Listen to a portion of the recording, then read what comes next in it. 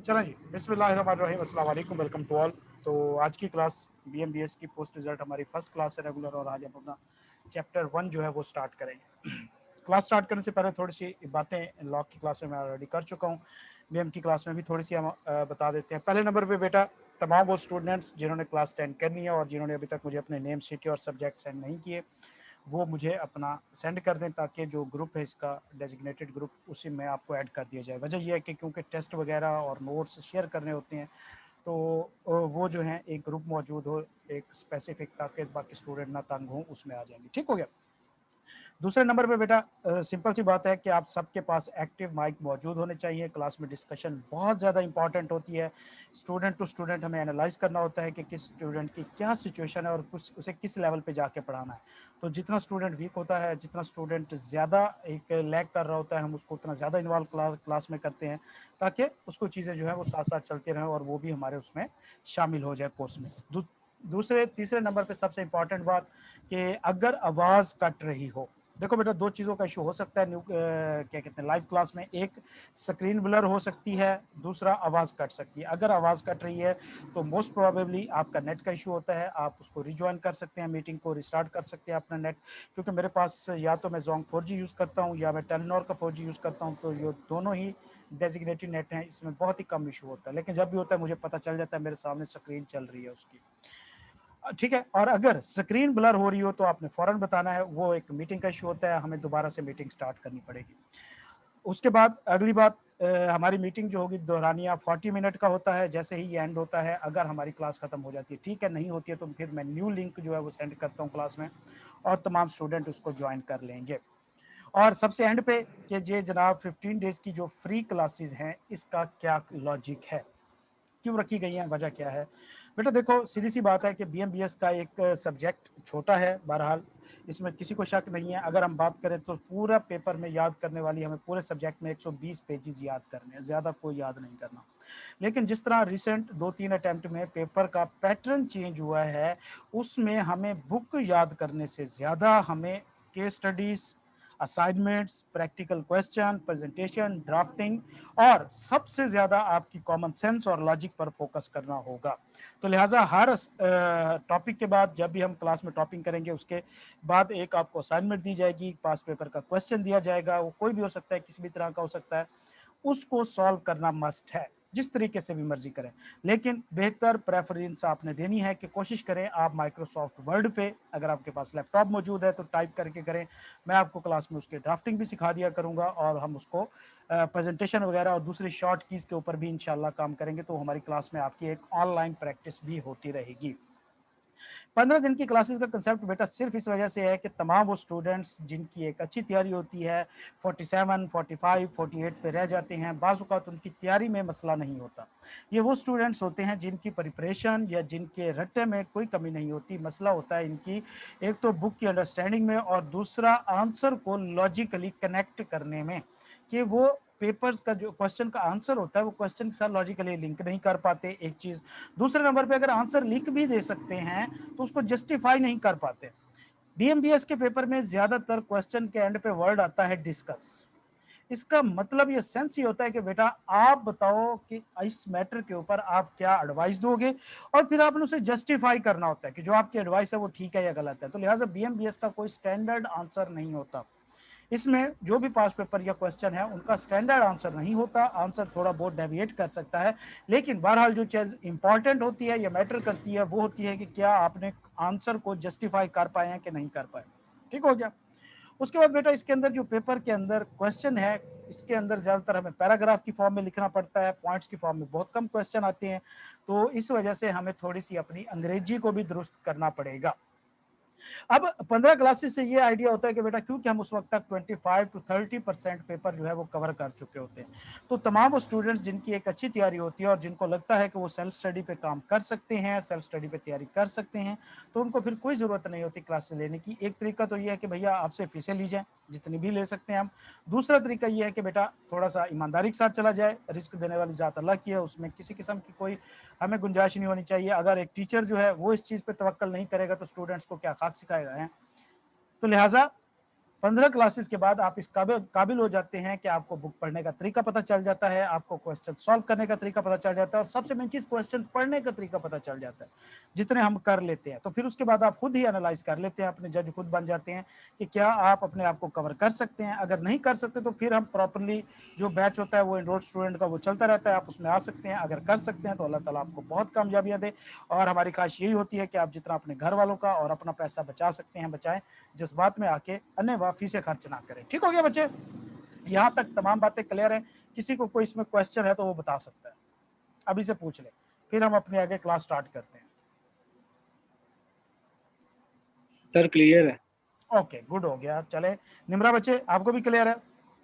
Sadia? Yes sir, clear. Okay, good हो गया। तो लिहाजा सबसे इंपॉर्टेंट चीज एक और मैं क्लियर कर दूं क्लास से पहले कि बेटा क्लास के अंदर आप माइक जो है एक्टिवली इन्वॉल्व करेंगे, आपने साथ साथ बात करनी है। इस चीज में बिल्कुल परेशान नहीं होना कि जो आप क्वेश्चन पूछ रहे हैं क्या वो गलत पूछ रहे हैं या ठीक पूछ रहे हैं। मैं पहले बता चुका हूं कि पिछली क्लास में हमारे साथ ये हो चुका है, सादिया मौजूद थी पिछली क्लास में, कि हमारे यहाँ क्लास के अंदर आपकी आवाज और एक नाम के अलावा आपकी कोई आइडेंटिटी नहीं है। लिहाजा अगर आप इस चक्कर में बैठे हो कि कौन क्या सोचेगा, तो बेटा थोड़ा सा पहले आप खुद सोचे कि आप क्या सोच रहे हैं। ठीक हो गया? तो मैंने एग्जांपल दी कि मुझे नहीं पता इन नामों के पीछे रशीद फटे वाला बैठा है या इकबाल बर्फ वाला बैठा है, छोले वाला बैठा है, आई डोंट थिंक कि कौन पीछे बैठा है, और किसी को नहीं पता।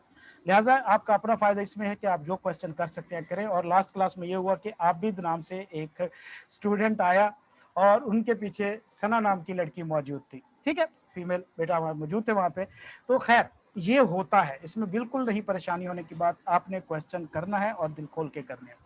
चलें जी, आज हम अपना चैप्टर 1 स्टार्ट करते हैं। देखो बेटा, पढ़ने की जहां पर हमारी रूटीन होगी, हमने टोटल बीएमबीएस अपने चैप्टर्स नोट से करनी है, कहीं से कुछ भी बुक को हाथ नहीं लगाना जब तक कि मैं खुद ना बताऊं। मिसाल के तौर पे एग्जांपल्स हैं, केस स्टडीज हैं जो बुक के अंदर, वो हमें वहां से करने होंगे, वो मैं आपको बताया करूंगा कि कौन से टॉपिक का आपने करना है, कौन का नहीं करना। खुद अपनी मर्जी से बुक को हाथ नहीं लगाना, ठीक है, अरस्तु नहीं बनना। लिहाजा टोटल हम चैप्टर जो है वो अपने नोट से करेंगे। हमारे नोट्स के टोटल तकरीबन कोई 120 पेजेस बनते हैं। अगर हम बात करें तो चैप्टर 1 और चैप्टर 2 जो है 25 मार्क्स का है, चैप्टर 11 जो है वो 15 मार्क्स का है। बाकी बीच वाले तमाम चैप्टर जितने 9 बच जाते हैं, 3-3 का कम्बिनेशन है, और तमाम जो है वो 10 से 15 नंबर का उनका वेटेज है। ठीक हो गया? अगर मैं बात करूं कि लेंथी के हिसाब से, तो चैप्टर 8, 9 जो है वो ज्यादा इंपॉर्टेंट लेंथी है, या चैप्टर 2 लेंथी है। उसकी वजह यह है कि इसमें थ्योरीज बहुत ज्यादा है, लेकिन जब हम पढ़ेंगे तो आप देखेंगे कि बिल्कुल सिंपल रिपीट हो रही होती हैं चीजें। और असल चीज जो है इसमें फोकस करना वो ये होता है। देखो बेटा, थ्योरीज इतनी सारी हैं इसके अंदर, बीएमबीएस के अंदर, के एग्जाम में जब क्वेश्चन आता है तो हमें याद ही नहीं होता कि किस थ्योरी से पूछ रहे हैं। तो लिहाजा थ्योरी इतनी इंपॉर्टेंट नहीं होती जितना उसका नाम माइंड में आना इंपॉर्टेंट होता है कि यार ये पूछ कौन सी रहा है। थ्योरी हमारे जहन में सारी मौजूद होती है, अब ये नहीं समझ आ रही कि वो कौन सी पूछ रहा है। लिहाजा हर थ्योरी जब हम करेंगे तो हम उसमें से कुछ की वर्ड्स निकालेंगे कि भाई क्वेश्चन में हो सकता है कि वो बाय नेम पूछ सकता है, हो सकता है कि वो बाय वर्डिंग पूछ सकता है, और हो सकता है कि वो कोई की पॉइंट्स दे देता है। मिसाल के तौर पे वो कहता है जी प्रिंसिपल ऑफ गुड ऑर्गेनाइजेशन बताया जाए, तो हमें क्या पता कि वो कौन सा पूछ रहा है। इस तरह 14 principle of management, good management बताया जाए, तो वो किसकी पूछ रहा है, नाम क्या है। तो लिहाजा हम हर थ्योरी के 2 से 3 जो होंगे वो ट्रिकी पॉइंट निकालेंगे कि हम जब भी क्वेश्चन पढ़ें एग्जाम के अंदर, तो अगर हमें कहीं पे वो वर्ड नजर आ जाए तो हमें जहन में आ जाए कि भैया ये वो वाली थ्योरी पूछ रहा है। ठीक हो गया? ओके। उसके बाद बेटा, एक बिजनेस जो होता है वो बिल्कुल एक घर की तरह होता है। एक बिजनेस और एक घर, होम जो है, ये तकरीबन सेम होते हैं। मतलब एक घर को मैनेज करना ही उतना ही डिफिकल्ट है जितना कि एक बिजनेस को मैनेज करना, और एक घर को सक्सेसफुली रन करना भी उतना ही इंपॉर्टेंट है जितना कि एक बिजनेस को सक्सेसफुली रन करना। तो दोनों चीजें हाईली इंपॉर्टेंट होती है। अब मसला हमें पता कहाँ आता है, हम कहते हैं यार बिजनेस को मैनेज करना कोई बड़ी लंबी चौड़ी पढ़े लिखे लोगों वाली बातें होंगी। बेटा हर कामयाब शख्स, जो भी कोई भी आप देखें, किसी भी आप जाहिल को पकड़ें जिसकी फैमिली लाइफ सक्सेसफुल हो, उससे बैठ के आप सिंपल उससे यही पूछें कि आप घर को मैनेज कैसे कर रहे हो, जो चीजें वो बता रहा होगा सेम वही चीजें हम आप बुक में पढ़ेंगे, कोई उसमें लंबी चौड़ी वेरिएशन नहीं होगी। उसके बाद बेटा हम तरतीब से पढ़ेंगे। उसकी वजह यह है कि तमाम चैप्टर्स एक दूसरे के साथ कनेक्ट हैं और एक सीक्वेंस से चलते हैं। मिसाल के तौर पर अगर हम बात करें तो मुझे सबसे पहले ये बताया जाए बेटा कि एक जो कंपनी होती है वो बनाता कौन है। खासतौर पे वो स्टूडेंट जो लॉ पढ़ चुके हैं, मुझे वो बताएंगे कि जो कंपनी है वो कौन बनाता है। एक कंपनी लेते हैं, इसको बनाता कौन है? Share holders. शेयर होल्डर्स बनाते हैं, ऑनर्स बनाते हैं। अच्छा, ऑनर्स या शेयर होल्डर्स, शाबाश। उसके बाद कंपनी चलाता कौन है, रन कौन करता है? बताइए, जल्दी से बताते जाएं। Directors. डायरेक्टर्स चलाते हैं, डायरेक्टर्स को हम मैनेजमेंट भी कहते हैं। तो बेटा सिंपल सा एक नुस्खा है कि कंपनी जो है वो ऑनर बनाते हैं और डायरेक्टर्स चलाते हैं। बेटा मुझे ये बताएं कि क्या ये जरूरी है हर शेयर होल्डर के लिए कि जिस कंपनी में वो शेयर ले रहा है उस सेक्टर का नॉलेज भी हो? मिसाल के तौर पे एक आईटी की कंपनी है, कि उसके अंदर सिर्फ वही शेयर होल्डर हो सकते हैं जो एमएससी एमसीएस जिन्होंने किया हो या आईटी के अंदर कोर्स किया हो, या कोई अनपढ़ जाहिल भी हो सकता है जिसके पास पैसा हो? नहीं, ये जरूरी नहीं है कि वो उसी में हो एक्सपर्ट। शाबाश। देखो बेटा, एक फायदा कंपनी बनाने का ये भी होता है, हम लॉ में पढ़ेंगे कि लोग कंपनी क्यों बनाते हैं, ऑर्गेनाइजेशन क्यों बनाते हैं। देखो बेटा, कुछ लोग ऐसे होते हैं जिनके पास पैसा होता है, स्किल टके की नहीं होती। और मजे की बात है कि जब आप फॉर्म में जाएंगे ना, ऐसे बड़े लोगों से फर्क पड़ेगा कि ऐसे ऐसे जाहिल लोग होते हैं, उनके पास पैसा होता है और हम उनको यस सर कर रहे होते हैं। खैर, तो भैया नॉर्मल लाइफ में वो बंदे किसी काम के नहीं होते। अच्छा, तो जरूरी ये नहीं होता कि हर शख्स जिसके पास पैसा है उसके पास स्किल भी मौजूद हो। तो क्या होता है कि जिसके पास पैसा होता है वो पैसा लगाता है और किसी स्किल वाले बंदे को खरीद लेता है, ऐसा नहीं होता? यस सर, ऐसे ही होता है। अच्छा, हमारे YouTube चैनल पे अभी आपने विजिट किया हो तो वहां पे आपने देखे होंगे सर साजिद के लेक्चर पढ़े हैं टैक्स के। कुछ अर्सा पहले जब उनकी आर्टिकल खत्म हुई थी तो वो जॉब की तलाश में थे, एक कंपनी थी, वहां पे उन्होंने जाके सीवी दी। तो जब वो जहां उन्होंने जाके सीवी दी और जब वो ज्वाइन करने इंटरव्यू करने पहुंचे तो वहां पे उनको अपना एक जूनियर मिल गया। मतलब वो स्कैन कॉलेज में जब होते थे तो वहां पे वो टीए शिप करते थे, मतलब टीए थे, टीचर असिस्टेंट थे। उनको वहां पे तब क्लास में मेरे ख्याल में अदरान साहब के वो टीए थे, तो उनकी क्लास का एक स्टूडेंट था, वो उन्हें वहां पे मिल गया। खैर गपशप हुई तो टेक्नोक्रेट, शाबाश बेटा निमरा, अच्छी बात है। अच्छा, अब क्या हुआ कि उसे ना वहां पे वो लड़का मिल गया, दोस्त मिल गया, जाके बड़ा गपशप से मिला उसको, ये हुआ, ये उनके साथ बातचीत है कि अब साजिद भी ये सोच रहा था कि शायद इस लड़के ने भी इस जॉब के लिए अप्लाई किया हुआ है, लेकिन वो लड़का चेयर पे बैठा है। खैर थोड़ी देर बाद बैठा रहा, पूछा कैसे है, उसने भी पूछा जी इंटरव्यू देने आए, चले अच्छी बात है। तो वो कहता है चले जाए सामने कमरे में बैठे। साजिद कमरे में जाके बैठ गया।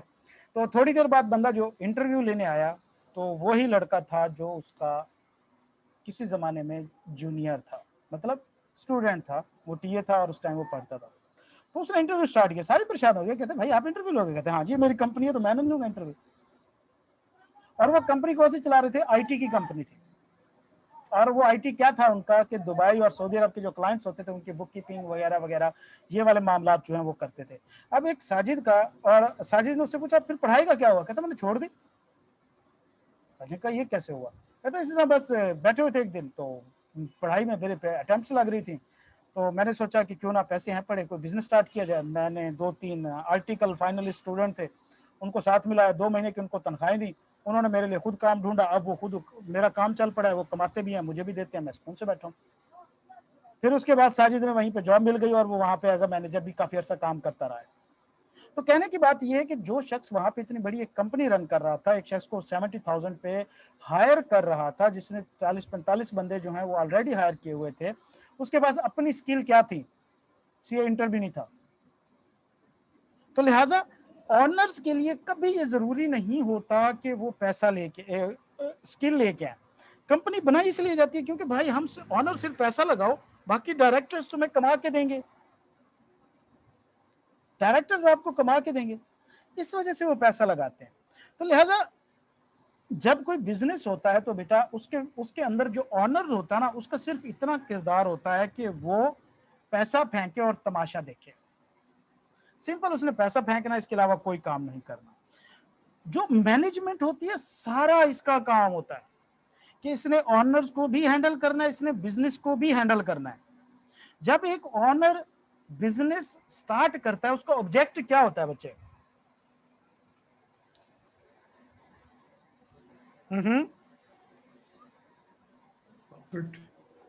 प्रॉफिट, प्रॉफिट मैक्सिमाइज करना। तो लिहाजा इस पर्पस के लिए वो किसको लाता है, प्रॉफिट मैक्सिमाइज करने के लिए किन लोगों को लाता है? एक्सपर्ट्स को। एक्सपर्ट्स को, जिनको वो डायरेक्टर बनाता है, मैनेजमेंट बनाता है, ऐसी बात है। तो लिहाजा Yes, अगर sir. हम बात करें, जो मैनेजमेंट होती है उसकी मेन रिस्पॉन्सिबिलिटी तो होती है प्रॉफिट मैक्सिमाइज करना, ऐसी बात है। Yes, sir. शाबाश, बहुत अच्छी चीज हो गई। लेकिन अब मसला यहाँ पे ये आता है कि जाहिर सी बात है, एक आईटी की कंपनी है, उसके अंदर वो जितने भी डायरेक्टर्स लाएगा वो सारे आईटी स्पेशलिस्ट ही होंगे, या मेजॉरिटी तो आईटी स्पेशलिस्ट की होगी ना, मतलब उसी फील्ड के लोग होंगे।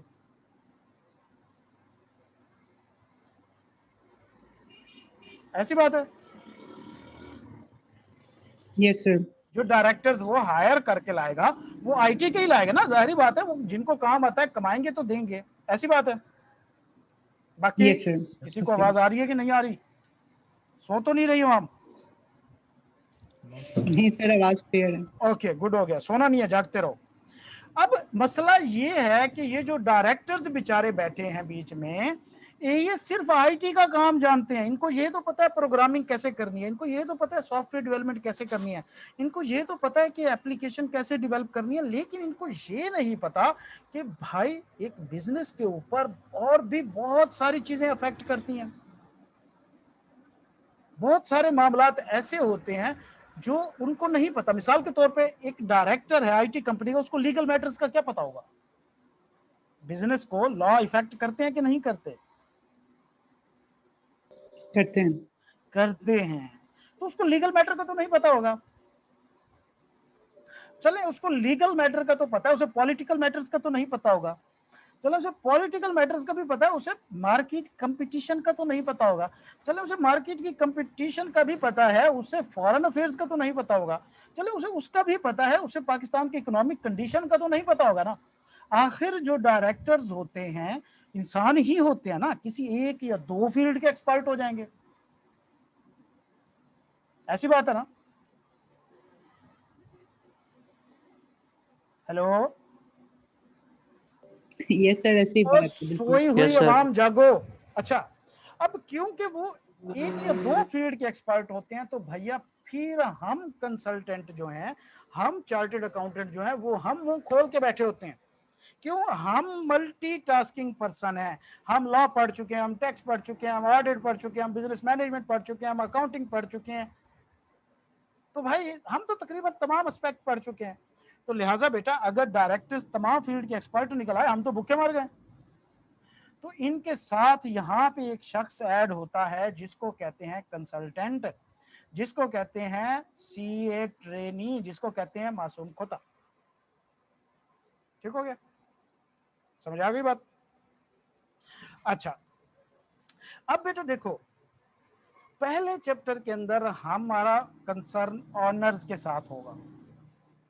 हम कंसल्टेंट हैं, बीएमबीएस बढ़ते वक्त अपने आप को एक कंसल्टेंट डिफाइन कर लें और साइड पे बैठ जाए। अब हमारे सामने एक ऑनर आया, अब मैं एक स्टोरी डेवलप कर रहा हूँ, इसको आप देखेंगे। एक शख्स आता है अपने पास, हम ऑफिस में बैठे हैं, हमारा पार्टनर भी बैठा है, आपकी आर्टिकल हो रही है, आप फाइनलिस्ट है माशाल्लाह। एक शख्स आता है व्हाइट कपड़ों में, जनाब ये अच्छी सी गाड़ी से उतरता है, आपका पार्टनर जैसे ही देखता है खुशी से उसका चेहरा खिल उठता है।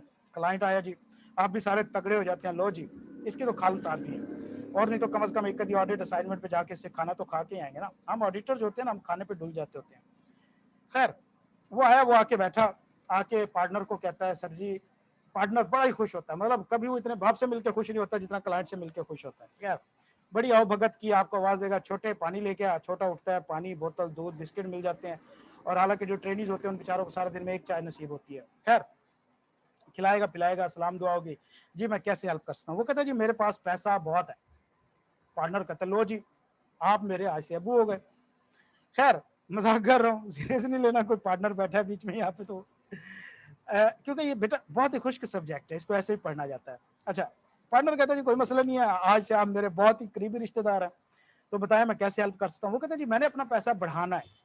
ऑनर कहता है, हम जरा यहाँ ऑनर बनाते हैं, ये वो जो बंदा होगा पैसे वाला, ऐसे होगा, ऐसे होगा, नाक ऐसे ही होता है उसका, ऐसे, गर्दन ऐसे होती है, ये नीचे से पेट होता है और ये होता है, तो कुछ ऐसी ही शक्ल होती है। खैर वो कहता है जी मैंने अपना पैसा बढ़ाना है। हम कहते हैं जी बिस्मिल्लाह करें, बिजनेस शुरू करें। वो कहता है जी मुझे तो पता नहीं मैं कौन सा बिजनेस शुरू करूं। हम कहते हैं कोई मसला नहीं, हम बैठे हैं, हम आपको बताते हैं। तो जी बताओ। हम कहेंगे जी आजकल 3-4 बिजनेस हैं जिसमें बूम चल रहा है। मिसाल के तौर पे कंस्ट्रक्शन है, सीमेंट फैक्ट्री है, आईटी इंडस्ट्री है, टेक्सटाइल है।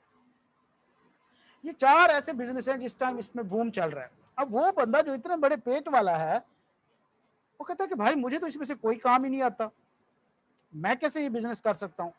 पार्टनर हंस के कहता है सर जी आपके पास पैसा है, समझो आप ही हो, बस है, कोई मसला ही नहीं है।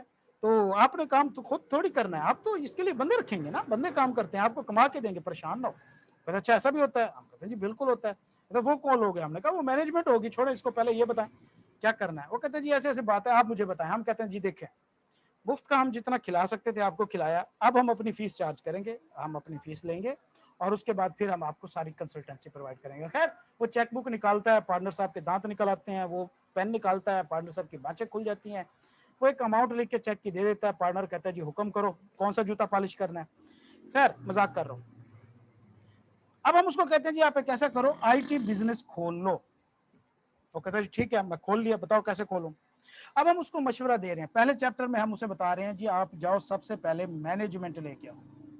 वो कहता है जी मैनेजमेंट का क्या काम होता है। इस मोटे से बंदे ने पूछा मैनेजमेंट का क्या काम होता है। पार्टनर ने कहा जो घर में अब्बू का काम होता है। अब आप में से कोई बताए कि आपके घर में आपके अब्बू क्या काम करते हैं, उनका मेन काम क्या है, आपके घर में क्या क्या काम है, आप बताएं ना, मैं आपसे ही पूछ रहा हूं, मैं आपकी घर की स्टोरी से ही सारा कुछ क्लियर करूंगा। जी बताएं। Source of finance. फाइनेंस? सिर्फ फाइनेंस? एटीएम कार्ड समझ रखा है अब्बू को? अब्बू का नंबर दे, मैं उनको बताता हूँ, आपने एटीएम कार्ड ही समझा उन्हें। ठीक है, एक है फाइनेंस को डील करना, दूसरा और क्या काम होता है? आप लोगों को कंट्रोल करना किसका काम है? अम्मी का।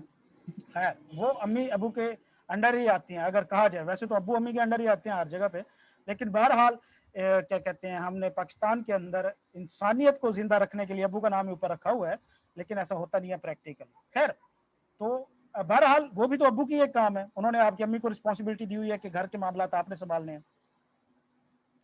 मतलब आप ये देखें, ये भी तो आपके अब्बू ने ही तय किया ना कि कौन कौन से काम आपके अब्बू करेंगे, कौन कौन सी अम्मी करेगी। Yes sir. मतलब ये है कि आपके घर के जितने रिसोर्सेज हैं, जितनी एक्टिविटीज हैं, इन सब को रन करना, मैनेज करना आपके वाले साहब का काम नहीं है। बिल्कुल। इसके लिए चाहे वो आपकी अम्मी को साथ मिला लें, चाहे बड़े भाई को साथ मिला लें, कल को इंशाल्लाह आप भी उनका साथी बनेंगे, तो ये आपके अब्बू का काम है। सेम बेटा मैनेजमेंट का काम होता है एक ऑर्गेनाइजेशन में। हमने उसको कहा कि जी मैनेजमेंट का काम है कि वो आपका जो आप उनको पैसा देंगे, रिसोर्सेज देंगे, वो उसको प्रॉपर तरीके से यूटिलाइज करके ऐसा काम करें जिससे आपको प्रॉफिट मिल जाए। ऐसी बात है? Yes sir. बिल्कुल ऐसी बात है, बेहतरीन। वो कहते ठीक है जी, ये मुझे तारीफ तो समझ आ गई है, मुझे आसान से लफ्जों में बताएं कि उनका काम है क्या। हम कहेंगे जी वो सबसे पहले तो आके चीजों को प्लान करेंगे, फिर उसी हिसाब से लोगों को भर्ती करेंगे, एम्प्लॉयज रखेंगे, उनके साथ मामलात को कोऑर्डिनेट करेंगे, फिर क्या करेंगे, उनको क्या कहते हैं, मामलात जो काम है उसके ऊपर लगाएंगे, उनको कंट्रोल करेंगे, उनके साथ कम्युनिकेट करेंगे, और इस तरीके से वो एक बिजनेस को बड़े ही प्यारे तरीके से रन एंड मैनेज करेंगे और आपको अन्य वाह प्रॉफिट कमा के देंगे।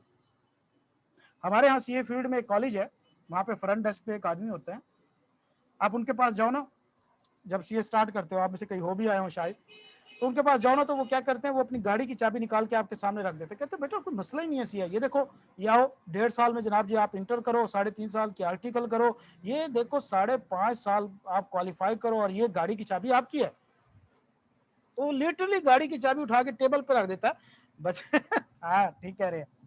तो बच्चा परेशान हो जाता है कि ले, एक ऐसा बच्चा जिसको महीने का 3,000 बेचारे को खर्चा मिलता है, उसके सामने गाड़ी की चाबी पड़ी है। तो मेरे ख्याल में उनके पास सिर्फ है चाबी ही, शायद पता नहीं गाड़ी है या नहीं है, लेकिन बहरहाल वो अपने कॉलेज की जान है, चला वही रहे हैं। तो सेम हमने वही कुछ ही करना है। तो हमने कहा जी मैनेजमेंट का काम वही है जो घर में अब्बू का होता है। तो वो कहते हैं अच्छा सर जी भैया, साहब 2-2.5 लाख सैलरी भी लगा देते हैं, हाँ गाड़ी की हाँ चाबी हाँ, वो दिखा भी, के। हाँ वो साथ में सैलरी भी लगती होती है। मैं भूल गया, मुझे बड़ा टाइम हो गया उनसे मिले हुए। तो वो साथ में सैलरी भी अटैच होती है। उनका बस नहीं चलता कि आहो, खैर अगली बात समझ जाए आप।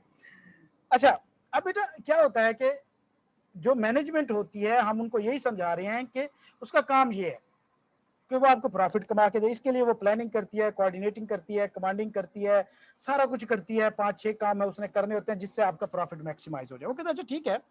तो मैं, अब मसला पता है क्या है, ऑनर कहता है कि यार मैं जो बंदे लेके आऊंगा, मुझे बताओ कि मैं अच्छे बंदे कैसे ढूंढ के आऊं। मतलब हम, अब मैं आप सिंपल कहता हूं कि आपने एक बिजनेस स्टार्ट करना है, किसी शख्स को आप फ्रंट डेस्क पे बिठाना चाहते हैं, जो शख्स उसको मैनेज करे, उसके लिए आप कैसा बंदा ढूंढेंगे? मुझे कोई क्वालिटीज बताओ यार उसमें, तो बताओ यार अच्छे बंदे की क्या क्वालिटियां होती हैं? सर जी सबसे पहले तो वो ईमानदार हो सर जी, ऑनेस्ट हो अपने काम के साथ। ठीक है, और सर रेगुलर हो। मेरा पुत्र कुछ बताएं यार। मैं कह रहा हूँ सर जी रेगुलर हो, आपने मतलब ठीक है, डेली अपना जो शाबाश काम है वो करना शाबाश, ठीक चाहिए। है, आप भी सही है। एक्सपीरियंस हो, शाबाश। और एक अच्छे बंदे की और कोई खसूसियत बता दो। मैंने, देखो बेटा सीधी सी बात है, मैंने आपको जवाब नहीं देना, मैंने आपका माइंड डेवलप करना कि आप खुद आंसर ढूंढो, आपको खुद चीजें समझ आए। यही तो मसला है ना कि हमारा अपना दिमाग काम नहीं करता, हम ईमानदार चाहते हैं होना कि सारा चाहिए कुछ सर। बुक में लिखा हो। ठीक है, शाबाश। पर्सनैलिटी होनी चाहिए स्ट्रांग उसकी, खुद ही डिसीजन लेने के काबिल होना चाहिए। ट्रस्टवर्दी भी होना चाहिए। बिल्कुल, उसके अंदर कम्युनिकेशन स्किल होनी चाहिए, ऐसी बात है। उसके अंदर लीडरशिप जी स्किल सर। होनी चाहिए, ऐसी बात है। जी उसके अंदर सर। टाइम मैनेजमेंट की स्किल होनी चाहिए, ऐसी बात है। Yes task sir. मैनेजमेंट की स्किल होनी चाहिए, ऐसी बात है। अब यार इसमें कौन सी ऐसी मुश्किल यस बात यस है सर। जिसके लिए मैं आपको बुक दूं ना? मैं इसको आपको अलग से बुक दूं? ये चीजें ये आपने कभी जिंदगी में नहीं सोची? सर डेली लाइफ में होती है। डेली लाइफ की चीजें हैं, और यही बीएमबीएस है। सारी बीएमबीएस ऐसी है बच्चे। तो लिहाजा बेटा वो हमें कहता है कि जी हमें बताओ कि मैं मैनेजमेंट लेने जा रहा हूं, मुझे बताओ कि मैं अच्छे लोग कैसे लूं। हम उसको बताएंगे कि देखो यार कुछ 7-8 क्वालिटीज होती है मैनेजमेंट में, वो देख लेना, जिस शख्स के अंदर वो ना वो ले आना, वो थोड़ा सा अच्छा बंदा होता है। वो कहता है अच्छा ऐसी बात है। हमने उसको जनाब जी एक लिस्ट पकड़ा दी कि जाओ और इस तरह के बंदे लेके आओ मार्केट से, और आओ बाकी चीजें हम सिखा देंगे। वो कहता है कि अच्छा ठीक है, मैं मैनेजमेंट ले आऊंगा, ये लोग भी आ जाएंगे, लेकिन ये खुद तो काम नहीं करेंगे, फिर क्या होगा? हमने कहा कि देखो जी, किसी भी ऑर्गेनाइजेशन के अंदर जो मैनेजमेंट होती है ना, वो मुख्तलिफ लेवल की होती है। आप सिर्फ टॉप लेवल की मैनेजमेंट ले आओ, मतलब जिसके अंदर डायरेक्टर, सीनियर मैनेजर वगैरह है। बाकी मिडिल लेवल की मैनेजमेंट और जो फर्स्ट लेवल मैनेजमेंट होती है, ये सारे खुद टॉप लेवल वाले कर लेंगे। टॉप लेवल पे कौन होता है? डायरेक्टर्स, एग्जीक्यूटिव मैनेजर्स वगैरह। मिडिल लाइन पे कौन होते हैं? ये सीनियर मैनेजर, सुपरवाइजर वगैरह। फर्स्ट लाइन जो होते हैं वर्कर होते हैं, या उनके लाइन माइन वगैरह, या उनके सुपरवाइजर जो होते हैं वो आ जाते हैं। तो लिहाजा हम उसे कहेंगे कि आपका ये काम नहीं है कि नीचे वर्कर ढूंढते फिरो, आप सिंपल ये टॉप लेवल वाली मैनेजमेंट लेके आओ, और वो आके नीचे वाली खुद भर्ती कर लेगी। समझ आ गई बात यहां तक? Yes, sir. ओके। अब वो हमसे एक बात करता है, कहता है यार यहाँ तक सारी बातें ठीक है, मैं समझ भी गया हूँ कि मैं एक अच्छी मैनेजमेंट लेके आऊँ, चले मैं लेके आता हूँ। वो उठने लगता है, हम कहते हैं कि यार इसने तो अभी तक कोई एडवांस भी नहीं दिया, चेक भी पता नहीं कैश होता है कि नहीं होता, तो हम इससे थोड़ा सा कैश लेने के चक्कर में हम कहते हैं सर सर सर सर बैठ जाए। वो कहता है जी बताएं क्या आपके हुक्म है? सर थोड़ी सी बातें रह गई हैं, वो हम कर लेते हैं, क्या पता कल आपकी जिंदगी होना हो है। समझ आ गई? खैर, तो वो कहता है जी कोई मसला नहीं है, बैठ जाता है। हम कहते हैं कि देखो जब भी आप मैनेजमेंट लेके आओगे ना, तो क्योंकि जाहिर सी बात है कि जो टॉप लेवल की मैनेजमेंट होती है, इसके ऊपर सिर्फ एक ऑनर का ही कंट्रोल होता है ना, ऐसी बात है। Yes, sir. तो और Honor ही। जो ऑनर होता है, और हमको ये पता है कि ज्यादातर केस में ऑनर उस फील्ड का एक्सपर्ट होता ही नहीं है, ऐसी बात है। जी सर। तो बेटा इसका मतलब है कि टॉप लेवल मैनेजमेंट ऑनर के साथ फ्रॉड कर सकती है, उसको कहानियां शानियां करा सकती है। काम चोरी कर सकती है और मैं ऑनर को पता ही ना लगे। यस सर, बिल्कुल। हाँ, तो हम उसे कहेंगे देखो जो लोग आप लेके आ रहे हो ना, लेने जा रहे हो, लेके आओगे, वो उस्ताद लोग होंगे अपनी फील्ड के, वो आपको हाथ भी नहीं लगाने देंगे। लिहाजा जैसे ही आप मैनेजमेंट लेके आना, कुछ उनके रूल्स रेगुलेशन डिसाइड कर देना, मतलब उनको कुछ रूल्स बना के देना जिसके ऊपर वो काम करें। अगर वो रूल्स फॉलो कर लेंगे तो वो फिर अच्छे तरीके से काम करेंगे और आपकी ऑर्गेनाइजेशन अच्छी चल जाएगी। नहीं तो वो तो जो आपको बताते रहेंगे, आप यकीन करते रहेंगे, एट द एंड बेड़ा घर को जाना है। वो कहता है अच्छा ऐसी बात है, हम कहते हैं हाँ, कहता है जी वो रूल बताओ, हम कहते हैं जी कोई नोट दिखाओ। खैर वो जेब से जनाब जी एक 5,000 का नोट निकालता है, दे देता है। हम कहते हैं जी देखो हम आपको 14 प्रिंसिपल दे रहे हैं, हम आपको 14 प्रिंसिपल मैनेजमेंट के दे रहे हैं। जो भी आप मैनेजमेंट लेके आएंगे उनको ये 14 प्रिंसिपल देना और कहना कि भाई ये 14 रूल तो हर हाल में फॉलो होने चाहिए, और कोई रूल हो ना हो, ये 14 रूल आपने हर हाल में फॉलो करने हैं। यहां पे कोई गलती कुताही मैंने देखी तो मैं निकाल दूंगा। अगर वो मैनेजमेंट ये 14 रूल फॉलो कर लेती है तो समझ जाना कि आपकी मैनेजमेंट सक्सेसफुल हो रही है। समझ आ गई बात? Yes sir. ओके। अब वो जो ऑनर है वो कहता है जी बिस्मिल्लाह करो, हमें जो क्या कहते हैं वो जो 14 रूल्स हैं वो बताओ। हम कहते हैं कि चलें जी अच्छी बात है, हम आपको बता देते हैं। तो अब हम शुरू ही कर रहे होते हैं। वो कहता है कि जनाब ये जो 14 रूल्स आप मुझे बताने जा रहे हो ये आपको किसने बताया? हम कहते हैं यार हमारा एक बाबा हुआ करता था, बहुत ही पुराना, फ्योल उसका नाम होता था, और उसने कोई 3 साल बंगाल के जंगलों में तपस्या काट के ये वाले 14 रूल जो थे वो हमें दे गया, एक नुस्खा कीमिया है। तो लिहाजा फ्योल के 14 प्रिंसिपल जो हैं ये हम उसको बताएंगे कि ये जो है मैनेजमेंट मस्ट फॉलो करे। जाहिर बात है ना, मैनेजमेंट को कंट्रोल करने के लिए भी तो कोई रूल्स रेगुलेशन होने चाहिए ना।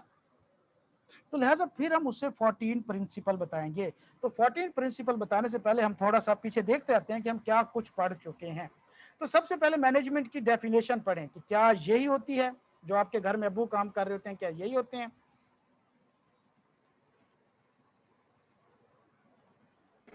जी सर। बाकी बाकी सब यस सर। ओके, शाबाश। और अब यहाँ पे हम एक चीज पढ़ रहे हैं, प्रोसेस, कि मैनेजमेंट जो है वो एक प्रोसेस है। तो बेटा एक जनरल रूल बना लें जिंदगी में कि जब भी कोई प्रोसेस होता है उसके स्टेप्स होते हैं, ठीक है? जहां पे भी वर्ड प्रोसेस का आ जाएगा यकीन मान लीजिएगा उसके स्टेप्स मस्ट होंगे। तो देखें जी मैनेजमेंट के स्टेप्स क्या ये नहीं होते जो क्या कहते हैं मैनेजमेंट है वो काम कर रही है, पहले प्लानिंग है, ऑर्गेनाइजिंग है, डायरेक्टिंग है, coordinating and controlling. Yes sir. शाबाश। फिर हम देख रहे हैं कि एक ऑर्गेनाइजेशन के अंदर कितने लेवल की मैनेजमेंट होती है। टॉप लेवल, इसमें कौन होता है? CEO, director, president. Middle line जिसके अंदर क्या कहते हैं जो दरमियान वाले लोग होते हैं, मैनेजर्स वगैरह, असिस्टेंट मैनेजर्स ये आते हैं। और फर्स्ट लाइन मैनेजर जिसके अंदर जिनकी डायरेक्ट रिस्पॉन्सिबिलिटी होती है, फोरमैन, सुपरवाइजर, क्लरिकल सुपरवाइजर वगैरह ये चीजें आती हैं। पढ़ें इनको। कोई क्वेश्चन इसमें? No sir. सारे सारे सारे भागना नहीं है, सुकून से, अमन से, चिल माहौल में। क्लियर है sir. Okay, Shoaib, Zaheer. Yes sir. Good है, गुड है। ओके, आगे चलते हैं बच्चे। ये वाला छोड़ दें, ऑपरेशन रिसर्च वाला।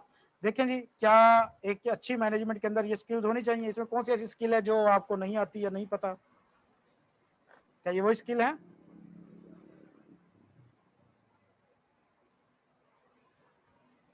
जी सर, अच्छे बंदे वाली।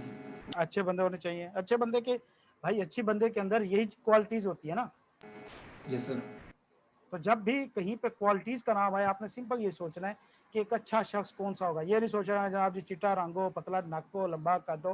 तो भाई कोई प्रैक्टिकल चीजें सोचनी है। सर इसमें एक और भी ऐड हो सकता है, कॉम्पिटेंसी इन द बेहतरीन, फील्ड। बेहतरीन, जबरदस्त। भाई ये कोई हार्ड एंड फास्ट रूल नहीं है, छोटी छोटी लिस्टें दी हुई है उन्होंने। मैंने आपको पहले ही बताया है कि बीएम का आंसर हार्ड एंड फास्ट हो ही नहीं सकता। ये मिनिमम इन्होंने बताए हैं, मिनिमम बताए मैक्सिमम हैं या बहुत सारे हो एक सकते हैं। जनरल सा आइडिया दे दिया बस। तो भाई जिस पे ज्यादा मैं, मतलब हाँ जी, काम होता है आपसे। बिल्कुल। मैं पहले टाइम से आपसे यही बात समझा रहा हूँ कि बस एक चीज आपने ख्याल करनी है आंसर देते वक्त कि जो आंसर दे रहे हैं क्या आप उसे जस्टिफाई कर पा रहे हैं कि नहीं कर पा रहे। आंसर जो मर्जी दो भाई, अगर आप कव्वे को सफेद साबित कर देते हैं तो आपका आंसर ठीक है, साबित करना होगा बस। ठीक है, सही सर। ओके, गुड हो गया। उसके बाद अब अच्छा, ये जो क्या कहते हैं स्किल्स हैं, इनकी एक्सप्लेनेशन मौजूद है। लीडरशिप बिल्कुल छोड़ दें, इसके ऊपर पूरा आगे चैप्टर मौजूद है, कोई जरूरत नहीं हमें डबल पढ़ने की। सिंपल आपको मैं आसान लफ्जों में बता देता हूँ, लीडरशिप का मतलब होता है ट्रक की बत्ती के पीछे लगा के अपना काम निकलवाना। देखो बेटा, एक चीज ध्यान में रखना, ये आपके लिए एक प्रैक्टिकल सबक भी है, ये आपके लिए एक कह सकते हैं फ्यूचर के लिए आपकी एक मेरी तरफ से नसीहत है। प्रैक्टिकल वर्ल्ड में बेटा इमोशंस की कोई जगह नहीं होती। प्रैक्टिकल वर्ल्ड में, जो प्रोफेशनल वर्ल्ड जिसको कहा जाता है, प्रैक्टिकल वर्ल्ड कहा जाता है, वहां पे जो इंटरेस्ट या मफाद होता है वो सबसे आगे होता है। आपका मैनेजर अगर आपके नाम के साथ साहब लगा रहे हैं तो आप समझ रहे हैं कि वो आपको चूना लगा रहे हैं।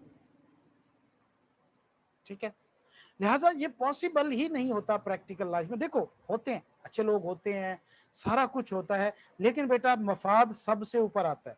इसका मतलब मैं ये नहीं कह रहा कि हर किसी को शक की निगाह से देखो, नहीं, अपने आप को हमेशा सिक्योर साइड पे रखना कि कोई भी शख्स जो आपके साथ अच्छाई कर रहा है वहां पे कोई ना कोई इशू हो सकता है। शक नहीं करना, जिसको हम कहते हैं प्रोफेशनल स्केप्टिसिज्म। आप ऑडिट में जाके पढ़ेंगे कि कम से कम बहरहाल आपको थोड़ा सा मार्जिन ऑफ सस्पिशियस रखना पड़ेगा कि यहाँ पे कोई ना कोई मसला हो सकता है।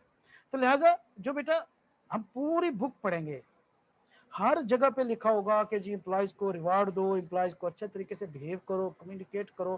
क्या मतलब भाई, एम्प्लॉयज कोई फूफी का बेटे लगते हैं इसके? नहीं, सिंपल के भाई किसी भी तरीके से, बिल्कुल बेटा बिल्कुल, किसी भी तरीके से एक ऑर्गेनाइजेशन को अपना काम निकलवाना है तो जब भी बेटा मैनेजर होता है, कोई भी सीनियर शख्स होता है, जब भी वो आपकी तारीफ कर रहा होता है या कुछ भी कर रहा होता है, कोई रिवार्ड दे रहा होता है, तो वो अपना ही फायदा देख रहा होता है। प्रोफेशनल वर्ल्ड में जज्बात, एहसान, भाईबंदी, भाईचारा, इन चीजों की कोई जगह नहीं। और ना कभी इस धोखे में आइएगा, चाहे वो आपका सगा भाई क्यों ना हो आपके साथ प्रोफेशनल, ये बात ध्यान में रखें हमेशा, कामयाबी रहेगी इंशाल्लाह। ओके,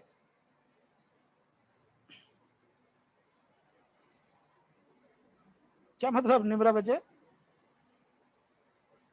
कह रही हूँ ये रूल अप्लाई नहीं होता ना प्री लेक्चर्स पे, जो आप कह रहे हैं कि प्रैक्टिकल लाइफ में ही मुफाद सबसे ऊपर होता है।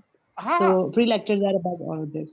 बेटा देखो, यहाँ पे दो चीजें होती हैं, फ्री लेक्चर्स पे अप्लाई नहीं होता, इस पे भी बेटा अप्लाई होता है। No, अब no, sir, I'm just saying that it's a good thing. So some good things are कुछ really good. तो देखिए वो बेटा, वाकई में अच्छी होती हैं। अब मैं आपको एक चीज समझा रहा हूँ कि एक जो टीचर होता है ना, उसका काम सिर्फ ये नहीं होता कि वो आपको पढ़ाए। मैं पहले लेक्चर में ये बात कर चुका हूँ, अगर आपने देखा होगा तो हमारा मामला और होता है, उस्ताद का मामला ना एक बहुत ही डिफरेंट होता है। अगर हम अल्लाह ताला की ज़ात पे तवक्कल करके नहीं बैठेंगे कि जो रिस्क है वो अल्लाह ने देना है, तो हम आपको क्या सिखाएंगे? और यही तो हमसे फॉर लाइफ लॉन्ग हमारे टीचर से गलतियां होती आई हैं, और आज ये हालात हैं कि हमारे मुआशरे या सोसाइटी का सबसे थका हुआ तबका टीचर है, यही समझा जाता Sir, है। nowadays यही मसला है ना, teaching is a business nowadays, तो यही मसला है। तो फिर बेटा वहां से जो स्टूडेंट पढ़ के निकल रहे हैं वो भी तो देख लेना कि कितनी तरक्की करा रहे हैं मुल्क को, किस काम के, यस सर, किस काम के। आप ब्यूरोक्रेट्स देखें, किसके अंदर एथिक्स हैं, किसके अंदर मैनरिज्म है, कहाँ पे है ये चीजें? मटीरियलिस्टिक वर्ल्ड हो गई है। तो भाई एक जो माशरे का ममार होता है वो उस्ताद होता है, और जब उस्ताद ने ही अपना लेवल गिरा लिया है तो बेटा फिर माशरे की हम कैसे खैर बना सकते हैं? ठीक है, ओके, यस सर। चले छोड़ें, ये बहुत जज्बाती बातें होती है, इसमें हम बड़ा टाइम निकालेंगे, साथ साथ आपकी ग्रूमिंग भी होती रहेगी। ओके, तो लीडरशिप छोड़ दें, टाइम